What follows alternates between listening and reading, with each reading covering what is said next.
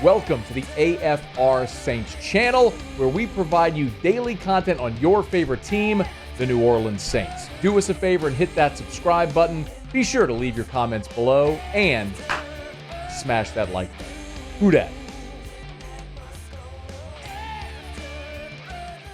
Well, the New Orleans Saints are on the practice field as they open up OTAs. For those unindoctrinated, OTAs, organized team activities. These are voluntary workouts.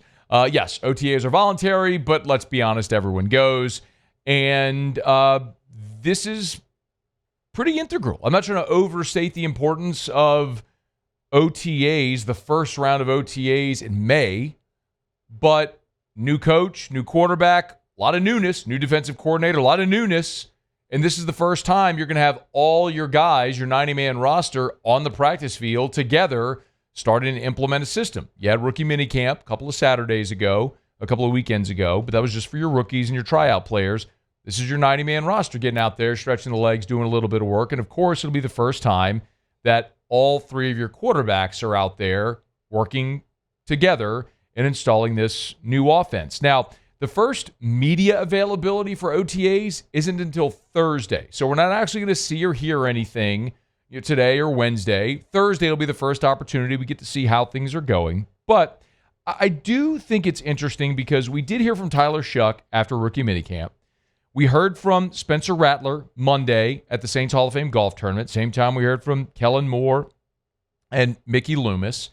And it is a bit of a transformative period here at quarterback. And, Kellen Moore was asked, this is number 4 if we could, was asked at that Saints golf tournament specifically about his quarterbacks, what he feels like they could take from this week of OTAs. I think it's going to be a lot on the process and less on the results as you go through this phase, just because, again, there's not much competitiveness. We will do some 7-on-7, but a lot of it's just their understanding. They're taking the classroom to the field for the first time. And so, most of the decision-making factors obviously will come in training camp and preseason football, but this is certainly a nice little step for them. I think it's a very appropriate way to say it. Most of the decisions will come later, but it's a nice step. And as I was kind of putting this together today, we have spent so much time since the draft talking about Tyler Shuck. Not only the Saints using the 40th overall pick on Shuck, as you all know, the first time they've ever used a second-round pick on a quarterback, highest they've drafted a quarterback since Archie Manning back in 1971. Like, all that And so we've talked about Shuck, we've talked about his age, we've talked about his injuries, we've talked about his past, we've talked about his size, we've talked about the decision-making, we've talked about the arm talent, we've had the reaction from people around the league who like it, people who don't, the Derek Carr retirement. We've talked about a lot. We haven't necessarily talked a lot about Spencer Rattler. And I thought it was appropriate to do that now because Rattler met with reporters and he was asked point blank if playing a year ago, and he played in 7 games and made 6 starts. Now, we lost them all, but he did make 6 starts, which makes him the most experienced quarterback on this roster. We haven't talked a lot about the Rattler component of this quarterback competition, and Spencer Rattler did talk about the advantage that he has because of playing a year ago. I think it helps a lot. Just with the speed of everything, understanding, what you're going to see week in, week out, what the prep takes. So just want to take that all up to another level and just keep honing my craft and keep getting better. So I think I'm going to be keeping a close eye on this. And I'll grant you, I, like a lot of people, have just assumed that Tyler Shuck's going to win this starting job. And he may. I'm not here to try to tell you that's not going to happen. I don't know what will transpire. Because there's a long way to go between now and the season opener. And a week ago, we shared with you the betting odds. And those betting odds have flipped now to where Tyler Shuck is a prohibitive favorite, to be the starter week 1 since Derek Carr's retirement. And I get all that. You have more invested in him. I mean, you used the 40th overall pick on Tyler Shuck. This is the quarterback that your head coach decided to go sign. But, we've talked a lot about age in this context. Like, Tyler Shuck's 25. Like, he'll be 26 in September. Do you know how old Spencer Rattler is? Like, I don't know if you've looked it up. Spencer Rattler's 24. He'll be 25 in September. They're literally 1 year apart, almost to the day, a year apart. So Spencer Rattler's an older player, too, by virtue of the fact that he spent a long time in college and now has been a year in the pros and has 6 games of starting experience. The lost man in this whole thing is Jake Haener. The big difference, of course, You spent a 5th-round pick on Rattler, a 2nd-round pick on Shuck. So you have more invested in Shuck. And then the size of the two is different. Spencer Rattler, 6 feet tall, 221 pounds. Shuck is 6'5", 219. So you're talking about 6-foot-tall quarterback, 6'5" quarterback. Just think if you're Kellen Moore, having dealt with Justin Herbert, for example, in L.A., a tall, big quarterback, but he also worked with a 6-foot quarterback and won a Super Bowl with him a year ago. That's also dual threat, very athletic, kind of like Rattler. So he's been able to win with both, stylistically. And it's interesting to me because we're talking about these two guys and assuming that it's going to be one of these two guys going in. And, you know, Kellen Moore was also asked about not having a veteran quarterback here in the room. This was Kellen Moore on Monday about not having, and it was asked if they could add, by the way, a veteran quarterback in the room. We'll see how this whole thing progresses. Obviously, the roster's a very moving, dynamic thing throughout the whole offseason process. And so right now, we feel great. We feel like we've got some young guys. We're excited to just get them on the field and participate. And again, it'll mostly be 7-on-7. That'll be the only thing that, is full speed. That's just the way this thing's structured now in off-season programs. And so we'll give those guys a bunch of opportunities. It'll be exciting to see them get out there, learn, grow, make good plays, miss a few. And, that's all about this whole process is about. Okay, so Kellen Moore, a little evasive there. He didn't say they wouldn't add a veteran. And I'm getting to a point here, I promise.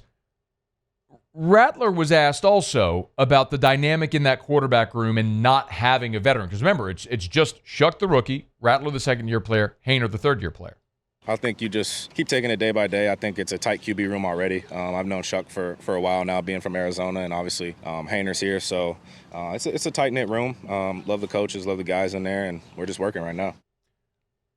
I really like that it's a tight-knit room. That's good. You'll have guys that will support each other, encourage each other. They're all trying to win a job, so they're competing with each other. But it is good that they know each other. But I'm going to continue to throw this out there as Mickey Loomis was evasive when talking about adding a veteran, as was Kellen Moore. And I think they want to see what they have with these guys.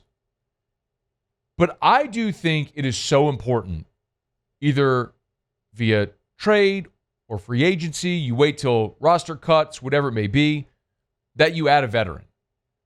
And not to add a veteran to dramatically increase your odds of being successful in 2025, because I don't think this roster is going to be successful in 2025. But that's okay. I've already accepted that. Maybe we'll be pleasantly surprised, but I think 25 is about building for 26, 27, and beyond.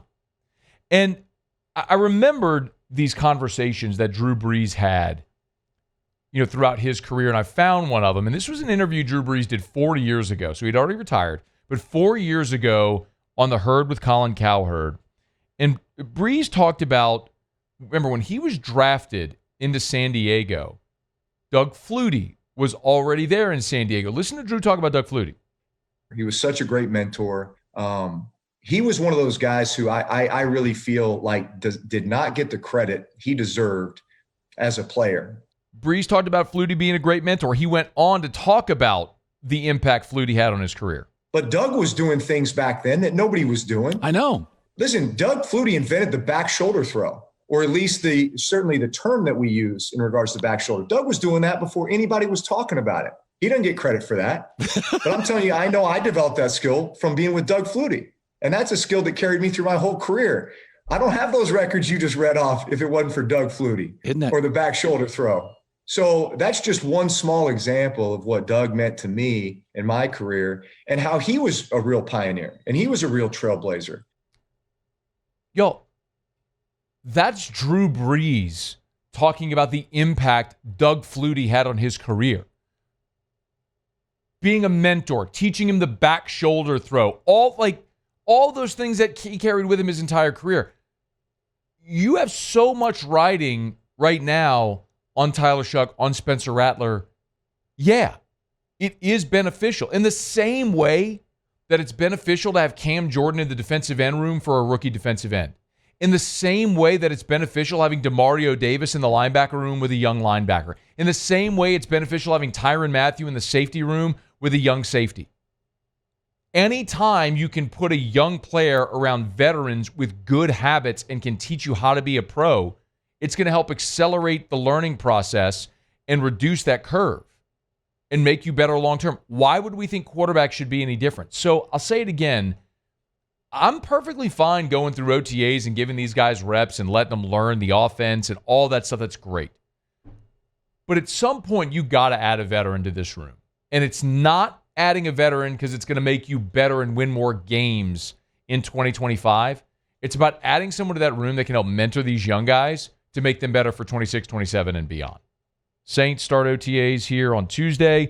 You get a look at them Thursday when there's media availability. We'll certainly keep you posted how it's going along. Hey, thanks so much for watching.